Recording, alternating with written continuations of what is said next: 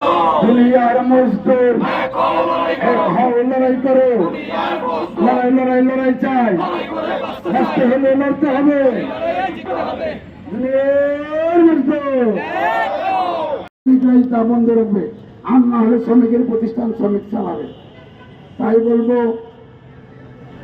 আপনারা যা হলে শ্রমিক ভাইরা আছি, আমরা ন্যায্য অধিকারের আদায়ে লক্ষ্যে ঐক্যবদ্ধ হয়ে জাতীয়তাবাদী হোটেল শ্রমিক দলের পতাকা তলে ঐক্যবদ্ধ হয়ে আন্দোলনে ঝাঁপিয়ে পড়ি, বদ্ধ করতে বজ্রকণ্ঠে আওয়াজ তুলি, নিজেদের অধিকার প্রতিষ্ঠিত করি। আপনারা জানেন, আপনাদের একদম এই নতুন করে মজুরি বোর্ড কমিশনে একটা গেজেট খসড়া আকারে পাশ হয়েছে। সেটা হলো সর্বনিম্ন মজুরে 13,050 টাকা। আমরা এখানে আপত্তি জানিয়েছি,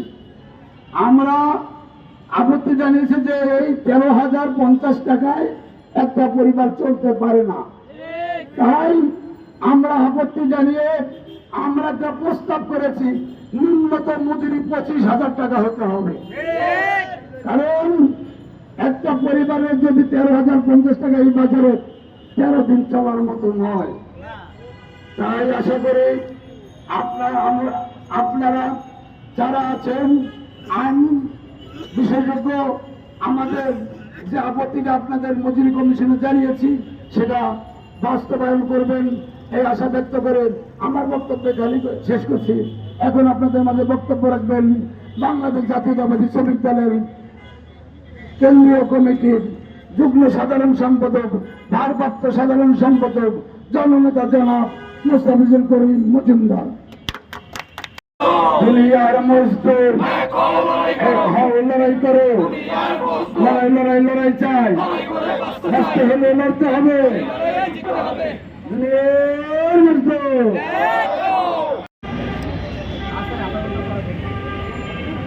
আজকের এই গণজামায়াতের বিক্ষোভ মিছিলের উদ্দেশ্য হল হোটেল শ্রমিকদের যে ন্যায়সঙ্গত দাবির কারণে আজকে রাজপথে প্রত্যেকটা শ্রমিক নেমে এসেছে।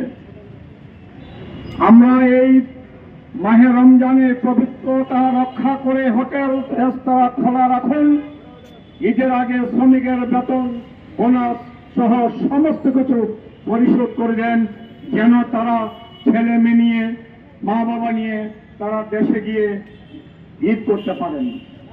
আমি মালিকদের উদ্দেশ্যে বলতে চাই, ভাই আপনারা তো ভালো আছেন, একটা শ্রমিক 10,000, 13,000, 14,000 টাকায় একটা পরিবার 5-6 জন সদস্য নিয়ে একটা মাস চলতে পারে না।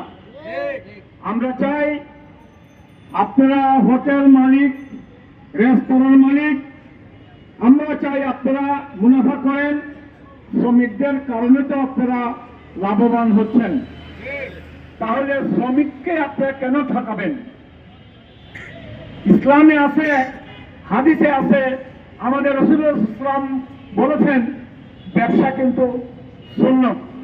তাই এই শ্রমিকের ঘাম শুকানোর আগেই দয়া করে তাদের মজুরিটা আপনারা পরিশোধ করবেন, এটাই ইসলাম বলেছে, ইসলামের হুকুম। তাই আমি আশা করি আমার ভাইয়েরা আজকে রাজপথে নেমে এসেছে তাদের অধিকার দাবিতে, তাদের রুজির দাবিতে, তাদের ছেলেমেয়েরা যাতে না খায় থাকতে হয়, তাদের বাবা মা যেন না খেয়ে থাকতে হয়। সেই কারণে আজকে আপনার রেস্তোরাঁর মালিক, হোটেলের মালিক ভাইদের উদ্দেশ্যে আমি বলতে চাই, দয়া করে ওনাদের যেসব দাবি উত্থাপন করেছে আপনাদের কাছে, সারা বাংলাদেশে হোটেল শ্রমিকদের যে দাবিটা উত্থাপন করেছে, আমি জাতীয়তাবাদী শ্রমিক দলের একজন কর্মী হিসাবে আপনাদেরকে বিনয়ের সাথে অনুরোধ করব, দয়া করে তাদের মজুরিটা আপনারা মেনে নিয়ে তাদের বকেয়া বেতন সহ আগামী ঈদের আগে তাদের বেতন, বোনাস, বকেয়া সমস্ত পাওনা আপনারা পরিশোধ করবেন।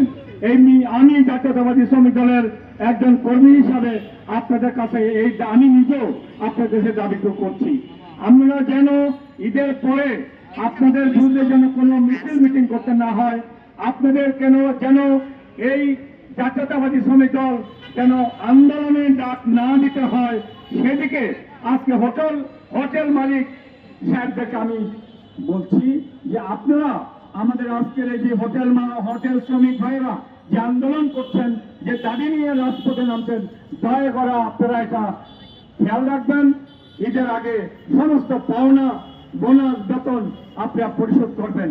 এই জাতীয়তাবাদী শ্রমিক দলের পক্ষ থেকে আপনারা যারা আজকে ক্ষুধার্ত শ্রমিকেরা আছেন, কষ্ট করে আপনারা মিছিল করেছেন, আর দুদিন বাকি আছে আমাদের পবিত্র মাহে রমজানের।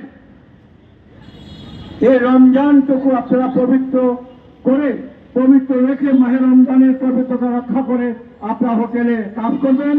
আর যদি আপনাদের মালিক কোনো অন্যায় করে, কোনো অন্যায় ন্যায় যাই করুক, যদি শ্রমিকের উপরে খারাপ ব্যবহার করে, শ্রমিকের নির্যাতন করে, শ্রমিককে ছাঁটাই করে, এর জন্য জাতীয়তাবাদী শ্রমিক দল হোটেল শ্রমিক দলের সাথে একসাথে ঢাকা শহরে রাজধানীতে আমরা আন্দোলন করে ওই মালিকদের কঠোর হস্তে আমরা দমন করবো ইনশাআল্লাহ।